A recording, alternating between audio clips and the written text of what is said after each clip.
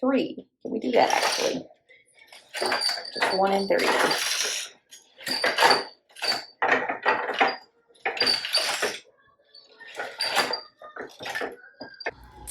Hi friends, welcome back. So we're actually not going to be working on stitching and ribbing because I don't have enough treadles to change my tie-up. Right now, it's requiring that I just move 2 sheds separately at a time, and I don't have enough treadles because with my countermarch from Loom, I cannot do the skeleton tie-up that you can with a jack loom. So I thought I had it set up where I could do everything in it, but after I looked, this is actually the one section I can't do. I would need 2 more treadles to do this. So if you have a jack loom, you can, because you can do a skeleton tie up and you can lift those individual sheds, but I cannot. So yeah, let's see what we're gonna do instead. Should we?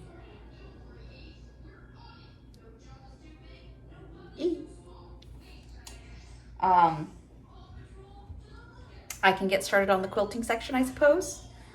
Kind of just skip over this one.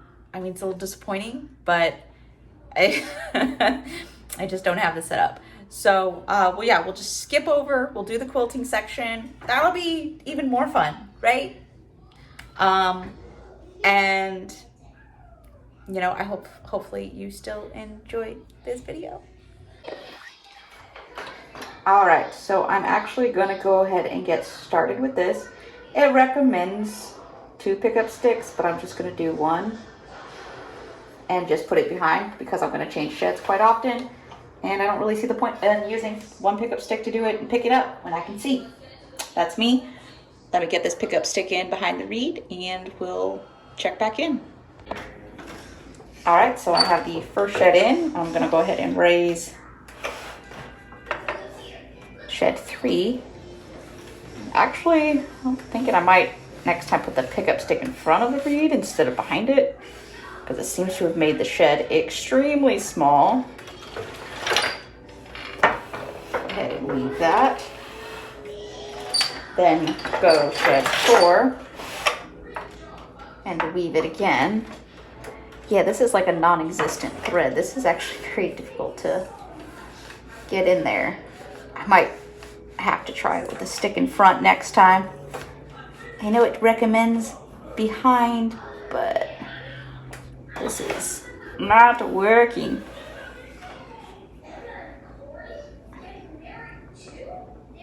Because it is actually getting all the threads to stick together.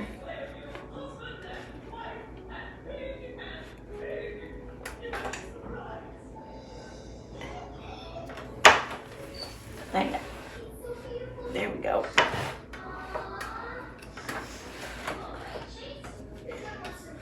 There we go. Yeah, I'm gonna move that stick to the front next time, and hopefully that helps a lot because it's really pushing down too hard back there to allow the shed to open.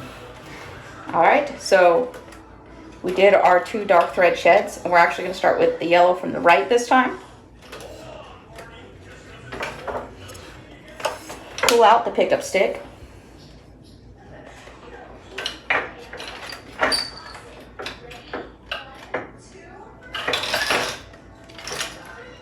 And since I'm not doing any wadding, we're just gonna go in with the yellow with shed 1, 3, and 4.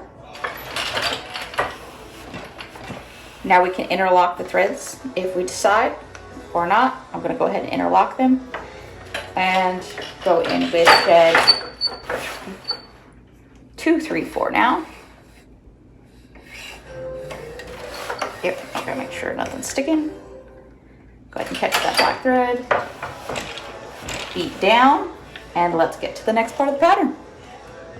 Sorry, this time I'm gonna try it with the reed in the back, or up front, but in front of the reed instead of behind it. See if that allows the sheds to open a little bit better.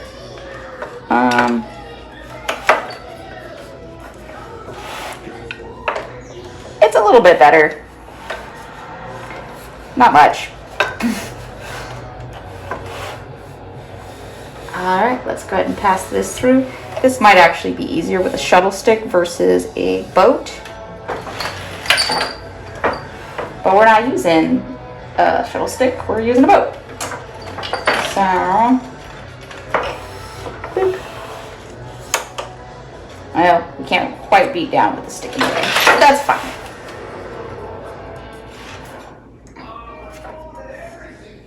There we go. If I go just behind the stick, between the stick and the shed, that seems to help. Alright, so I'm going to remove the stick. Go ahead and beat down now. Just beat down 2 layers at once. That's fine. 1, 3, and 4.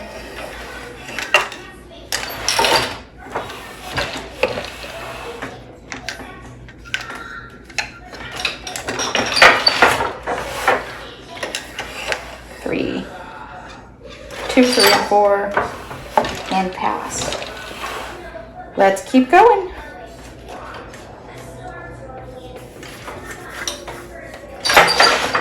Shed 1.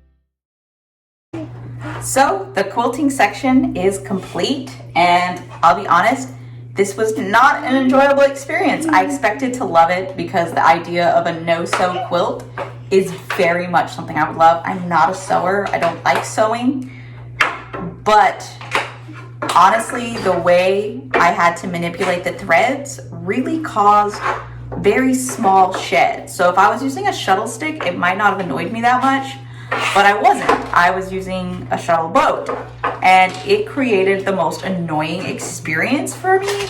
I didn't like it. So if you've ever tried it and you loved quilting on your loom like this, let me know. Maybe I'm doing something wrong, but it just created a very unpleasant weaving experience, which I didn't expect. I really thought I would love this, and I've heard that this is a lot of people's favorite part, but to me it was just very rage-inducing. So that's why there's a lot of music in the background of this video, is because I was like, not having it. But I'm more excited about next week, which is the huck lace. I know we were supposed to do ribbing this week, but it didn't work out because I didn't actually have two sheds that were able to lift separately, because I do have a counter marsh loom and I don't have a jack loom, so I couldn't do the skeleton tie up, and I had to do a different tie up. So if you're able to do I wasn't even able to stuff quilting into this quilt because I didn't have the proper tie up for that. Now, if I was tying up specifically for a quilt, I would have, because I would have set up the treadles differently. But I wanted to do the broadest range of things. So there's just a couple little things I couldn't quite do, but that's fine. And it's more about learning the technique and really kind of showing what that technique looks like. So let me know what you thought of this video, if it's made you want to try weaving quilts on your loom, or if it's really kind of made you go, ugh, that may not be for me. I can tell you it wasn't for me. It was not for me. I expected it to be, but it wasn't. So let me know what you think. Don't forget, like, subscribe, share with your friends, and have an awesome day.